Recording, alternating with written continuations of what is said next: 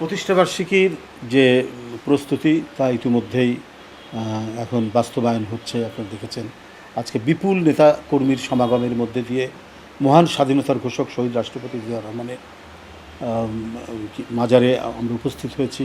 সেখানে ফাতেহা পাঠ করেছি, সেখানে পুষ্পস্তবক অর্পণ করা হয়েছে মাজারে।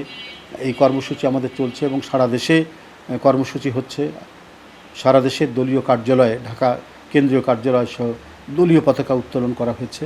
এবং আরেকটি বিষয় এখন আমি আপনাদের জানাতে চাচ্ছি, আমরা আমাদের কর্মসূচির মধ্যে কিছু পরিবর্তন নিয়ে এসেছি, বিশেষ করে ঢাকায়।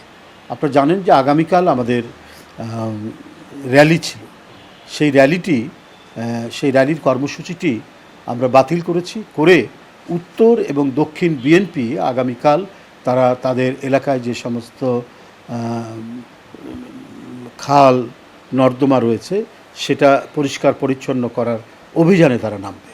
ঢাকা মহানগর উত্তর, দক্ষিণ এবং অন্যান্য অঙ্গ সংগঠন তাদের সাথে এই দুই এলাকায় যে সমস্ত খাল এবং নদী অথবা ড্রেন নর্দমা যেগুলো রয়েছে সেটা পরিষ্কার করার জন্য তারা ব্লিচিং পাউডার সহ আরও পরিষ্কার করার জন্য যা যা লাগে তারা সেই কর্মসূচি পালন করবে।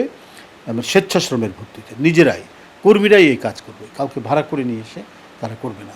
আমরা এটা দিয়েছি এই কারণে যে একটা র্যালির মধ্যে দিয়ে যখন র্যালিটা হয় মোটামুটি গোটা শহর স্তব্ধ হয়ে যায়, এতে মানুষের প্রচণ্ড দুর্ভোগ হয়।